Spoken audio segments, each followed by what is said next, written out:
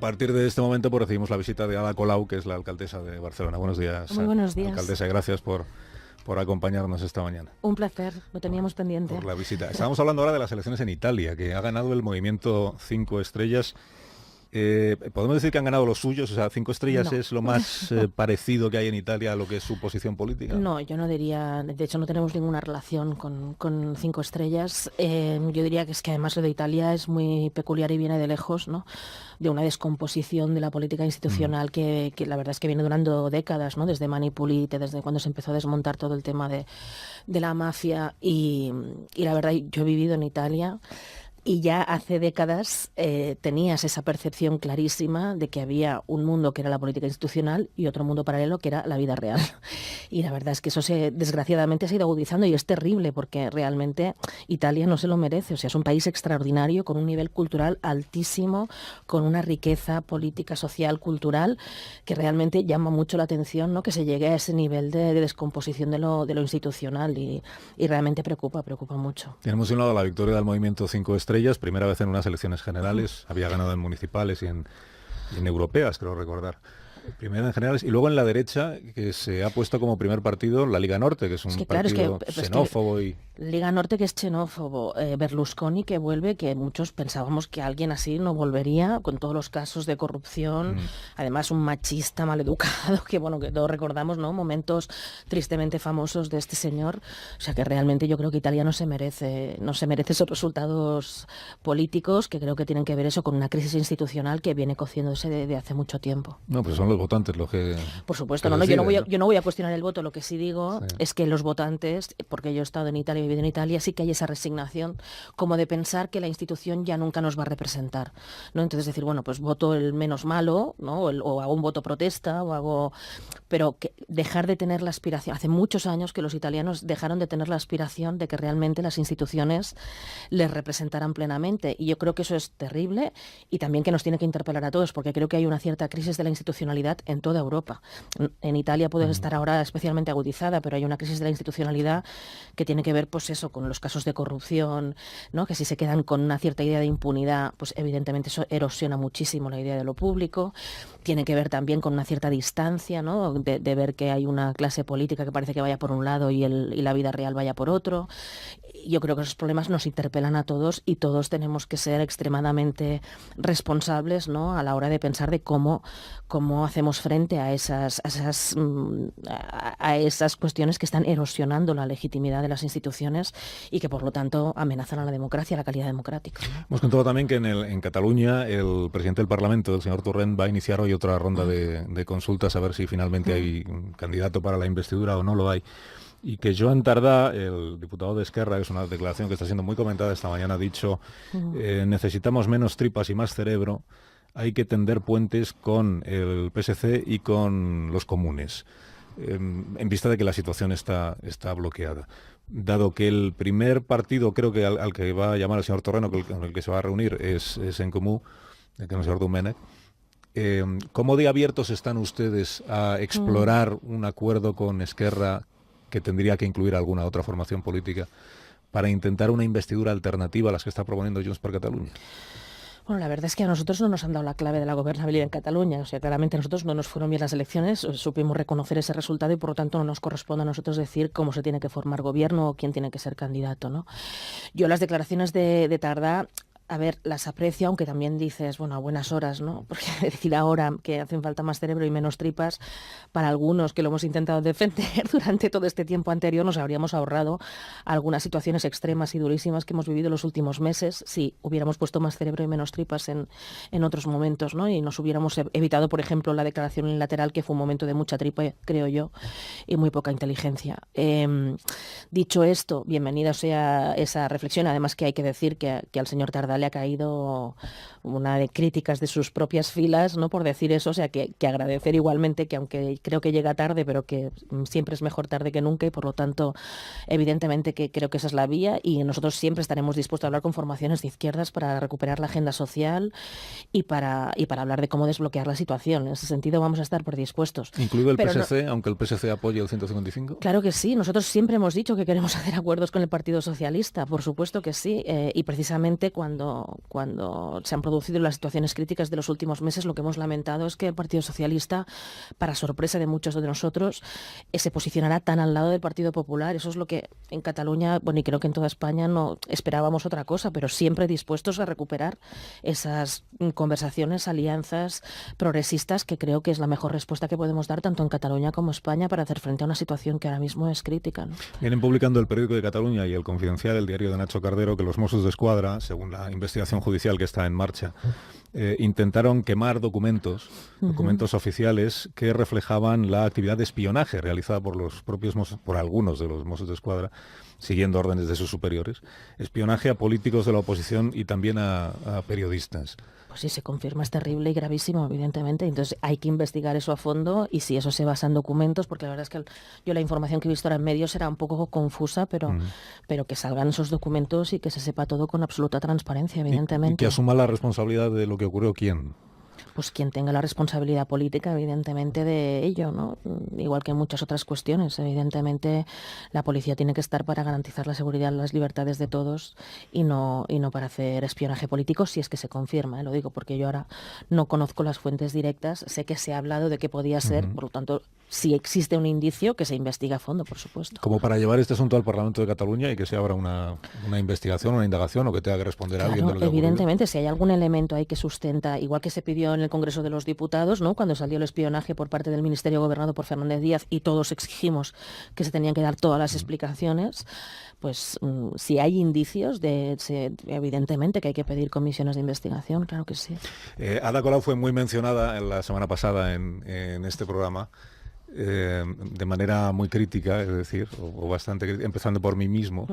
Y celebro tenerla ahora aquí a mi lado para poderle contar algunas de las cosas, o para poderle preguntar sobre algunas de las cosas que decíamos la semana pasada. Por ejemplo, el lunes pasado estábamos hablando todos de lo del Mobile y de la cena de la noche anterior, y de cómo usted y el señor Torrent no habían querido estar en la puerta del Palau recibiendo al rey cuando llegó. Y luego, sin embargo, sí le fue a saludar puertas adentro del Palau. Y usted había dicho que esperar al rey para saludarle en la puerta era un acto de vasallaje o de servidumbre, creo recordar que eran sus palabras. Y entonces aquí nos preguntábamos, ¿y el año pasado entonces por qué sí estuvo en la puerta para recibirle? No, bueno, yo lo que dije fue dos cosas, ¿no? En primer lugar, el motivo principal para no existir, aparte de esa de la recepción oficial, ¿no?, que luego evidentemente le saludé y pude incluso hablar con el rey en términos muy educados y muy respetuosos por ambas partes, fue porque hay un gran malestar. O sea, evidentemente se trataba de mostrar un malestar sin perder ni la educación ni el respeto institucional, pero sí de alguna manera mostrar un malestar muy importante, porque es la primera vez que el rey volvía después del verano pasado. Por en medio han habido muchas cosas muy difíciles y muy duras, pero en concreto hubieron las cargas policiales del 1 de octubre, que fue algo que causó mucho dolor y mucho daño, no solo físico a las personas que recibieron, digamos, los palos, sino en general, más allá del debate independentista, mucha gente que no somos independentistas no entendimos que se enviaran a miles de antidisturbios contra gente pacífica que intentaba votar en escuelas. Entonces, se puede criticar ese referéndum, se puede decir que no se reconocen los resultados, se pueden hacer muchas cosas, pero enviar miles de antidisturbios contra gente pacífica, como se vio en esas imágenes, yo creo que no estaba justificado ni era la mejor manera de defender la Constitución. En todo caso, eso sucedió, y eso es responsabilidad del Gobierno del Partido Popular, ¿no?, que es quien dirigió esa respuesta. Pero lo que también causó mucho dolor en Barcelona y en Cataluña es que 2 días después, el 3 de octubre, el rey hizo un discurso oficial que todos esperábamos que fuera el discurso de un jefe de Estado, que estuviera por encima, ¿no?, de las posiciones extremas, que llamara al diálogo, a la reconciliación, evidentemente defendiendo la Constitución y sus posiciones, faltaría más, ¿no?, pero que hiciera ese llamado, ¿no?, a la reconciliación y al diálogo. Y en cambio el discurso del rey fue durísimo, o sea, se alineó con las tesis más duras del Partido Popular. Y después de eso, además, justo la semana antes del Mobile, también ha habido un fuerte debate en toda España, ya no en Cataluña, sobre el tema de la libertad de expresión. Hubo la condena al rapero Valtonyc, entre otras cosas, por injurias al rey. Yo creo sinceramente que eso es algo anticuado, que cualquier institución tiene que poder ser criticada, aunque te parezca de mal gusto, aunque no te guste, lo puedes criticar muchísimo. Incluso existe la posibilidad de que si hay ofensas o insultos, pues se pueden poner multas, ¿no?, como se ha hecho en muchos casos. Pero el hecho de que un cantante, ¿no?, vaya a prisión por canciones, yo creo que eso es un déficit democrático que va más allá de posiciones ideológicas de unos o de otros, es una cuestión democrática, ¿no? Y ese es el debate que se estaba produciendo cuando fue el momento de la cena del Mobile. Entonces había un malestar que yo creo que era mi responsabilidad institucional trasladarlo, y evidentemente, igualmente, mantener las relaciones institucionales como hice. Pero era importante mostrar ese malestar. Además, lo que comenté es que lo que elegí fue pues faltar a la parte de la recepción oficial que me parece más anticuada, o sea, que es eso que llaman besamanos, que no se besa literalmente la mano, evidentemente solo faltaría, pero que es esa recepción antigua donde se pone un montón de gente en hilera, que sinceramente yo creo que ya de paso podríamos hablar de actualizar esas formas de saludo, porque nos podemos saludar todos normalmente y no hace falta hacer esas hileras, ¿no? Y esos posados. La razón principal era el malestar, por supuesto. La razón principal es el discurso que hace el rey el 3 de octubre. El 3 de octubre y el debate sobre libertad de expresión y sobre el hecho se habían retirado las obras de Arco, ¿no? En justo unos días antes. Todo eso tiene poco que ver con el rey no retira bueno, pero obras había, de Arco ni, sí, la condena al rapero sí era por injurias al rey en parte, era enaltecimiento del terrorismo y injurias al rey. Entonces, el rey no decide el Código Penal, quiero decir. No, bueno, hombre, pero yo creo que estaría bien que el rey se posicionara defendiendo la libertad de expresión, ¿no? Para defender la buena calidad democrática de España. Yo creo que un jefe de Estado, tanto si es rey como si no es rey, creo que en cuestiones clave que son pilares democráticos, como es la libertad de expresión, yo creo que una democracia sin libertad de expresión, vamos, no tiene un problema muy grave. Sí, pero y si en tu nombre se está pidiendo la prisión a un cantante, aunque, insisto, no te guste ese cantante, porque a mí las letras de Valtonyc no me gustan, pero aunque no te gusten esas canciones, y si hay algún insulto concreto, pues a lo mejor se puede hacer una denuncia para que haya una multa, como existe, ya se recoge, ¿no?, la posibilidad de ese tipo de denuncia, pero que alguien vaya a la cárcel por cantar una canción por injurias a la corona, yo de verdad creo que es un problema democrático, no es un problema de tener una idea u otra, o ser republicano monárquico, no, o sea, creo que es un tema democrático. No es que se condene en nombre del rey, existe un código penal aprobado por el Parlamento. Y por tanto el rey ahí no tiene mucho que decir, porque imagínese que el rey se dedicara a opinar sobre las leyes que se aprueban en el Parlamento diciendo esta me parece correcta, esta me parece que no lo es. Entonces sí que tendríamos un problema de no entender cuál es el papel del rey, ¿no? Claro, bueno, pues el rey precisamente, entonces si quedamos que el rey no se posiciona, entonces el discurso del 3 de octubre efectivamente tampoco se entiende, porque se posicionó muchísimo con la tesis del partido. No, en defensa de la Constitución, yo eso le dije, yo eso lo esperaba y lo entiendo. El discurso del rey fue mucho más allá de la defensa de la Constitución, se alineó con la posición más dura que había mantenido el Partido Popular y por lo tanto nosotros lo vivimos como un posicionamiento de parte, no como alguien que está por encima y hace un llamado a resolver las cuestiones a través de escucharse, del diálogo, ¿no? Y a un llamado a la reconciliación. O sea, yo creo que la estrategia del Partido Popular con Cataluña de judicializar la política, de optar por la represión, la mano dura y no buscar ninguna forma de diálogo ni hacer ninguna propuesta alternativa política, creo que a la vista está, no ha hecho más que complicar la situación y polarizar y generar un montón de dolor y además complicar la situación, o sea que no se ha resuelto, al contrario, estamos peor que hace un año y peor que hace 2, ¿no?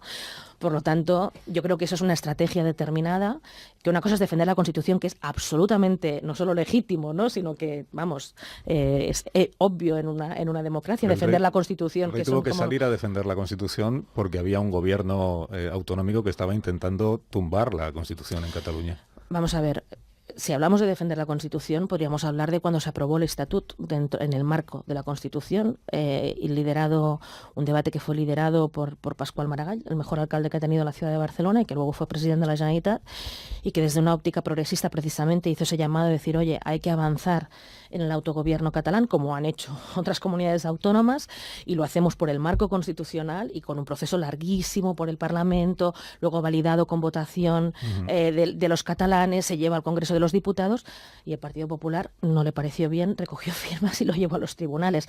Y entonces ahí no salió el rey a defender la Constitución para decir que se había aprobado un estatut dentro del marco constitucional. Y venimos de ahí. El Partido Popular recogió firmas para instar a Rodríguez Zapatero, que era el presidente, a que celebrara un referéndum en toda España sobre el texto del estatut. La recogida de firmas era para promover un referéndum en todo el país. Es verdad que luego recurrió ante el Tribunal Constitucional, que el Constitucional emitió una sentencia en la que retocó algunos artículos y creo que anuló... Recortó ese estatut que se había hecho dentro de un proceso totalmente legal y reconocido. Pero eso no quita para que ahora, en la situación en la que estamos, es que, pero lo que decía, el rey tiene que salir a decir que se cumpla la Constitución porque hay un gobierno independentista que estaba intentando tumbarla. Pero eso nadie lo discute, que el rey defienda la Constitución. Madre mía, ¿a quién se le ocurriría discutirlo? Es evidente que le van el rol. ¿Y qué es lo que se espera de él? ¿Por qué me dice usted que el rey se sitúa en las tesis más duras del Porque Partido el discurso Popular? que hizo el 3 de octubre, no reconoció que había millones de personas que de forma pacífica llevaban años movilizados. Yo no soy independentista, pero yo voy a reconocer siempre, porque soy demócrata,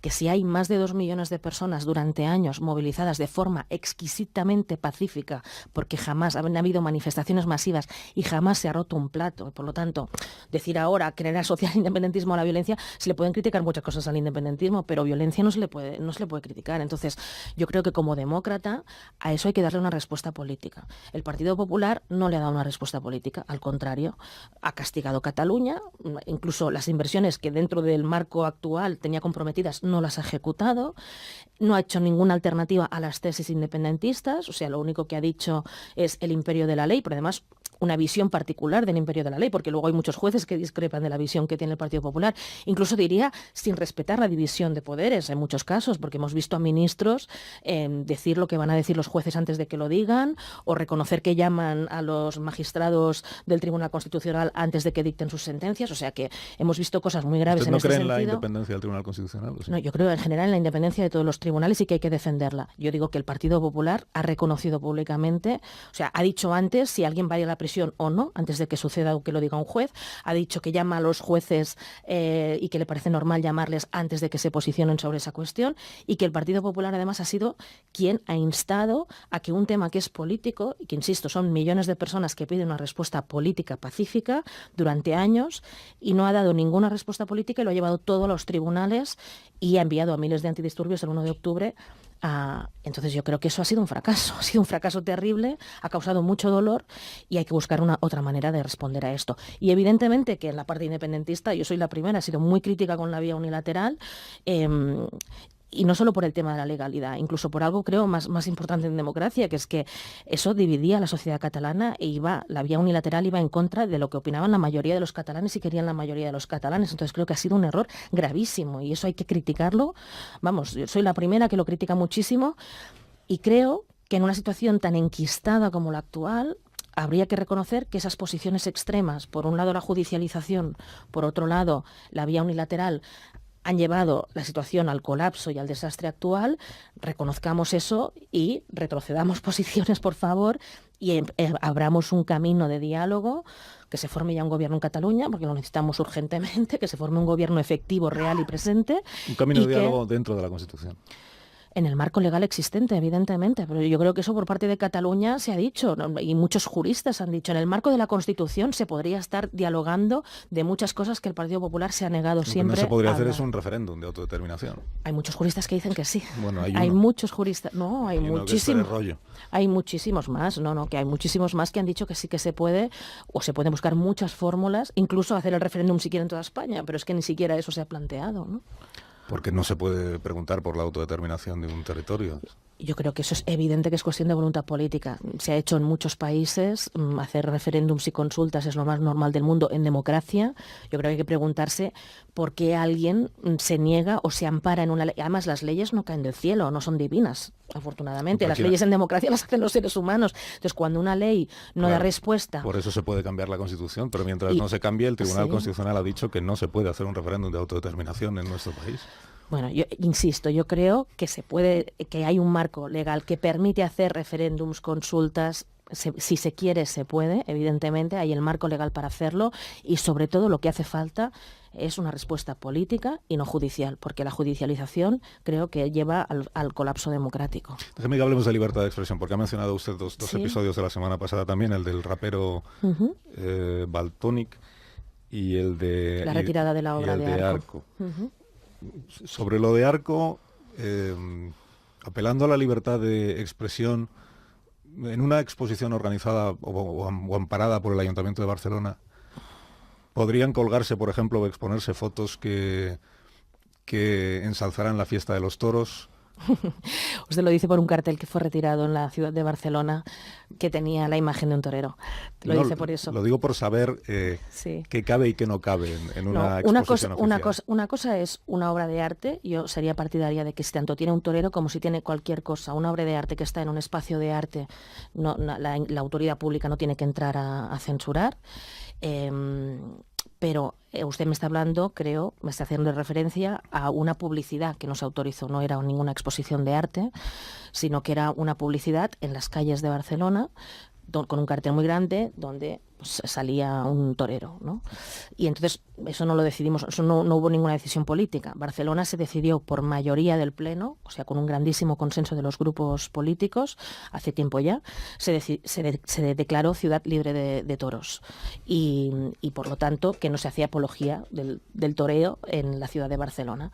Entonces, como la publicidad depende del ayuntamiento, hay una mesa técnica que denegó, como denega otras cosas, que se colgaran esos carteles, pero no fui yo que dije este cartel se pone y este no se pone. No tuvo nada que ver con eso. Es una publicidad en las calles que hace apología de una cosa que en Barcelona se considera maltrato animal, y como Barcelona está comprometida con los derechos de los animales, pues no se permite apología del toreo. Pero no era una obra de arte expuesta en un museo, era una publicidad. Bueno, y si en un museo se expone una colección de fotografías en las que se ven las cargas policiales y un título que celebra esas cargas policiales. Yo lo criticaría mucho, pero yo no diría que se tiene que sacar eso. O sea, usted, Porque es que el arte busca muchas veces provocar, o sea, es la idea del arte, o sea, la idea del arte es, la mayor parte de las veces incluso, ¿no?, busca provocar en el espectador un debate, una emoción, Entonces, y por lo tanto eso no quiere decir que no haya espacio para la crítica, se puede ser muy crítico, pues decir que te parece de mal gusto, que te parece una falta de respeto, que te parece muchas cosas, te puedes decir que no lo vayan a ver, puedes decir muchas cosas, o sea, usted no retiraría. Pero un espacio de arte, una canción, una obra de arte, bueno, yo creo que precisamente si lo que busca es generar debate y generar provocar, ¿no?, un debate, sensaciones, etcétera, opiniones sobre un hecho concreto, pues es un artista que ha expuesto una obra de arte. Entonces, es que vamos, se me ocurren solo casos absolutamente límites en los que se pueda plantear eso. Pero en las vallas de publicidad no cabe ni la provocación, ni el pues es una debate, cuestión, insisto, Barcelona está comprometida contra el maltrato animal y tiene un acuerdo del plenario, no mío, no es una decisión personal de nadie, ni mía ni de mi gobierno, hay un acuerdo que es previo a nuestro gobierno, además, y hay un acuerdo contra el maltrato animal, y por lo tanto Barcelona se declaró ciudad libre de toros. Y entonces eso hace que tenga una serie de criterios que se expresan en diferentes cosas, también en la publicidad que puede haber en las calles. ¿Y si un rapero hiciera una canción haciendo apología del maltrato animal? Yo lo criticaría muchísimo. Como critico, Valtonyc, o hay otro cantante también, Hassel, que hace unas canciones que me parecen de un mal gusto terrorífico. O sea, discrepo muchísimo con ese cantante, no me gusta nada y no lo escucho nunca. Pero una cosa es eso, no creo que haya y otra que cosa es que un cantante vaya a la cárcel. Es que, o sea, cuidado de qué estamos hablando, porque, claro, y además eso en el mismo país donde hay condenas. Lo que no comparte es la pena de prisión. Sí, claro, comparte que sea y eso lo dicen lo dicen un montón de juristas. O sea, la pena de prisión es una medida extrema, ¿no?, para hechos graves. Entonces, incluso además nos encontramos con situaciones donde hay hechos infinitamente, creo, más graves para mí, para la inmensa mayoría de la población, como pueden ser los casos de corrupción que han generado una alarma social terrible, y ahí tenemos procesos larguísimos que se dilatan en el tiempo, que en muchos casos acaban pues con los temas prescritos, o por ejemplo el caso en Cataluña ahora de Millet y Montull, que pagan una pequeña cantidad y con condenas altísimas están en la calle. Entonces, dices, es que aquí hay unos que van a la cárcel a la primera de cambio, y hay otros que en cambio... ¿Es usted partidaria de que se denuncien esas letras, por ejemplo las de Valtonyc o las de Pablo Hasél, aunque luego la pena no sea de prisión sino de multa, o no? Yo creo que hay que intentar resolver las cuestiones siempre en un ámbito que no sea el judicial. O sea, que lo judicial normalmente es cuando es el fracaso de la política, cuando es el fracaso del debate social, cuando fracasan otras cosas, queda como última instancia la judicial. Entonces, que el primer recurso sea el judicial, no creo que sea bueno. Ahora, que hay el derecho, que si te insultan a ti directamente, por ejemplo, una cosa es que se ofenda a una institución. Oiga, las instituciones se tienen que poder criticar. O sea, eso vaya por delante. Las instituciones se tienen que a los máximos representar. A mí me han dicho de todo, me han dicho auténticas barbaridades. Pero bueno, entiendo que las instituciones que tenemos poder, además, se tienen que poder criticar. Pero el rapero en cuestión no solo ataca o critica como a las instituciones. Si hay también. insultos personales, Claro, los hay. Por eso digo, si hay insultos personales, la persona. Pero otra cosa es fiscalía. Si actúa fiscalía, yo creo que aquí no es cuando hay que ver que también hay una intencionalidad política. Por citarle un par de ejemplos del año pasado. Mire, ¿le puedo poner un ejemplo personal? Sí, claro. Fíjese, yo puse una vez una denuncia a Cristina Cifuentes cuando yo era una ciudadana de a pie.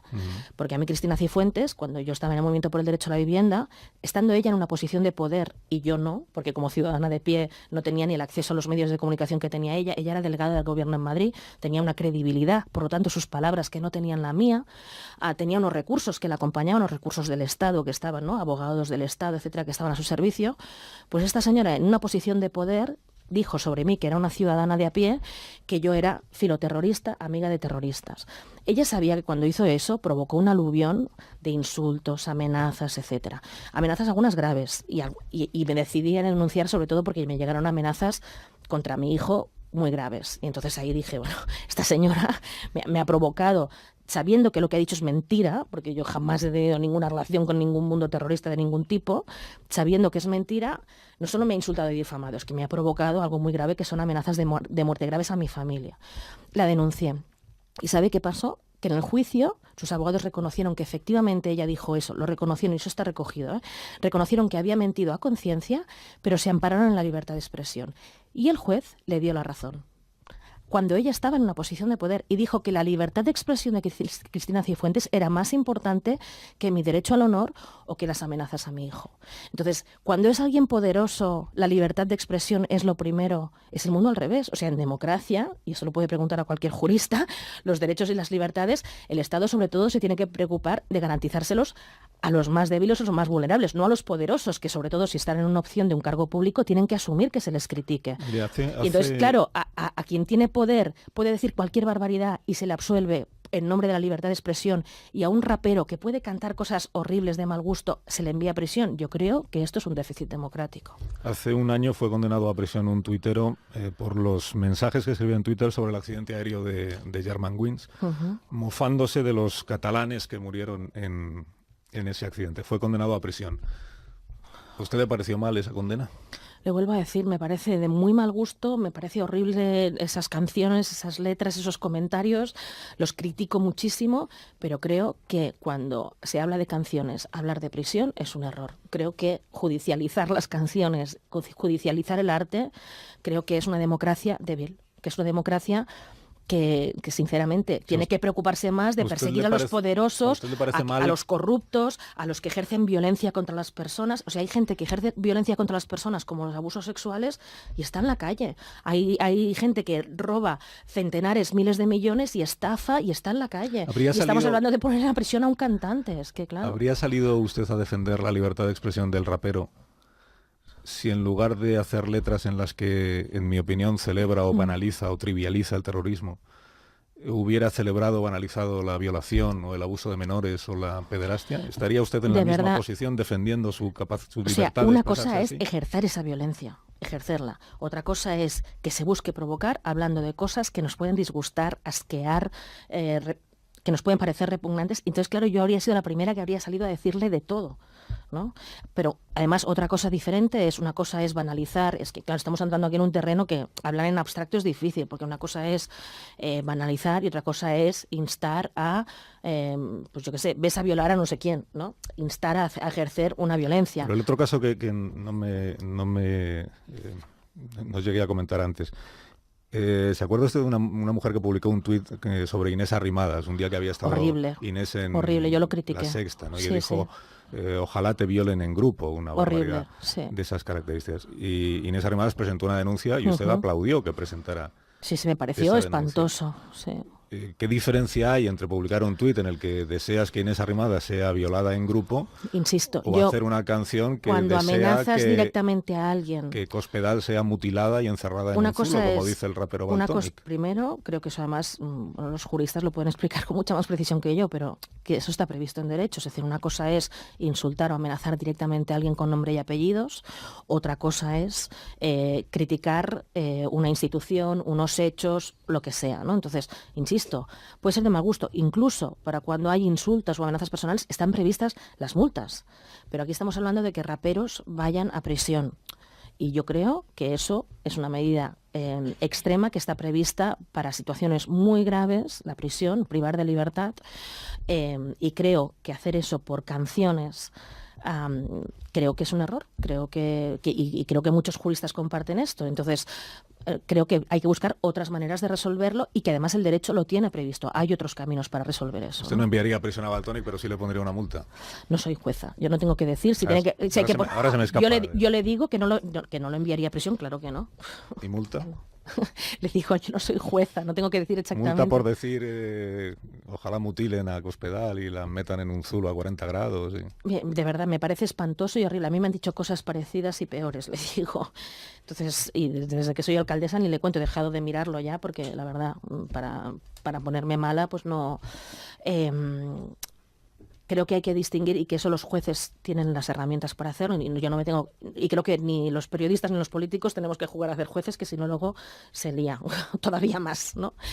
Pero yo creo que los jueces sí que tienen muy claro que hay grados, hay herramientas distintas para penalizar, que una cosa es una crítica a una institución o hacer comentarios de mal gusto genéricos y otra cosa es amenazar concretamente a alguien o insultar a alguien. Entonces, no se pueden hacer consideraciones así generalistas, pero sí que creo que hay que hacer un llamado a la prudencia y a que cuando se habla, por ejemplo, de canciones o de obras de arte, pues seamos prudentes y dejemos medidas extremas para situaciones extremas y la prisión es ahora mismo lo más extremo que hay en el derecho penal. Tipo test, a partir de ahora ya me quedan 2 minutos y tengo 4 contertulios queriendo hacer preguntas a Ada Colau. Nacho Cardero, tipo test. Sí, ya que has abierto el camino al SINA, ¿cómo explicaría, alcaldesa, la decisión del Ayuntamiento de Barcelona de echar para atrás una obra satírica sobre Tabarnia, cuando previamente estaba reservada la sala para la actuación y estaba previamente pagada desde hace 4 semanas atrás? Desconozco de qué caso, ¿me puede especificar de qué me está hablando? Bueno, sí, es una obra de Jaume Vives y de Ramón de España, que se iba en una sala, le puedo mirar incluso que la sala del Ayuntamiento de Barcelona estaba reservada, y justamente a raíz de lo del mobile y todo esto, pues lo echaron para atrás diciendo que esa sala ya estaba reservada para otro, mira, el Centro Libre de Arte y Cultura. No era una pequeña obra humorística del Centro Libre de Arte y Cultura y en una sala, pues sí, estaba programada, estaba pagada la sala del Ayuntamiento de Barcelona y la echaron para atrás cuando se produjeron los actos del mobile, arguyendo que esa sala, que se habían equivocado y esa sala estaba destinada para otros. No Desconozco ese caso, entonces no me atrevo a pronunciarme. Evidentemente estoy a favor de que quien sea partidario de Tabarnia se pueda manifestar en las calles como ha hecho este fin de semana, puede hacer actos, puede hacer obras de teatro y puede hacer lo que considere oportuno, mientras no le haga daño a nadie ni... O sea, evidentemente, y por lo tanto desconozco ese caso y no sé los motivos. Si dicen que estaba ocupado, es que la verdad es que no tengo ni idea de ese caso, a qué se refiere. 10 segundos, que la alcaldesa pierde la vez. Nada, rápido. ¿Usted cree, alcaldesa, que el independentismo está respondiendo a las necesidades de la gente? Antes, al hablar de Italia, decía que por un lado iba la política institucional, por otro lado iba la calle. Da la impresión de que ahora mismo está sucediendo eso en Cataluña. Es decir, ya se ha dispersado el interés y el fervor que había por el independentismo. Y luego querría saber su valoración sobre que, pues el cabeza visible del independentismo, Puigdemont, en el extranjero ahora mismo, esté pagando 4.000 y pico euros por una casa en Waterloo, mientras probablemente hay un bloqueo extraordinario de partidas económicas para la asistencia social y para las ayudas. Y usted, que ha sido activista, probablemente tendrá una sensibilidad mayor ante esos despliegues. A ver, son varias preguntas, pero en todo caso, sobre lo de Puigdemont, yo entiendo que mientras sea dinero privado, el señor Puigdemont ha decidido estar en Bruselas. Yo, como estrategia de defensa, pero es su decisión. Simbólicamente es feo. Sí, yo le digo, yo no vivo en una casa de 4.000 euros, ya se lo digo. Yo pago un alquiler de 1.000, entonces evidentemente no conozco la situación concreta, no conozco esa casa, no tengo ni idea. Me parece mucho pagar 4.000 euros por una casa. Si me preguntaba eso, yo le digo, yo pago un alquiler de 1.000, pero más allá de eso, lo que no entendería evidentemente es que se destinara ningún euro de las arcas públicas, ¿no? Si es privado, pues en todo caso él tendrá que dar sus explicaciones, pero no es público. Y otra, porque usted lo decía sobre temas sociales, ¿no? Y sí que es verdad, estoy de acuerdo en que llevamos demasiado tiempo hablando del bloqueo institucional, ¿no? Del 155, de la Declaración Unilateral de Independencia, de toda esa situación.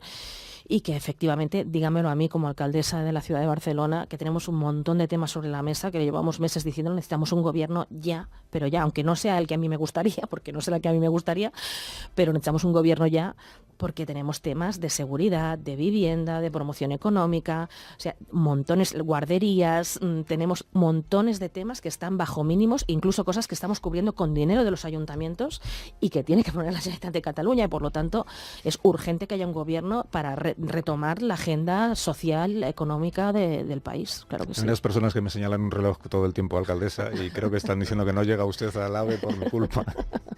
Y no quisiera yo que eso sucediera. Gracias por la visita. Un placer. Y por haber venido aquí a responder a las preguntas que se le hacen. Claro que Hasta sí. la próxima ocasión. Nada, Hasta pronto. 18 minutos para las 10 de la mañana, una menos en Canarias. Ahora mismo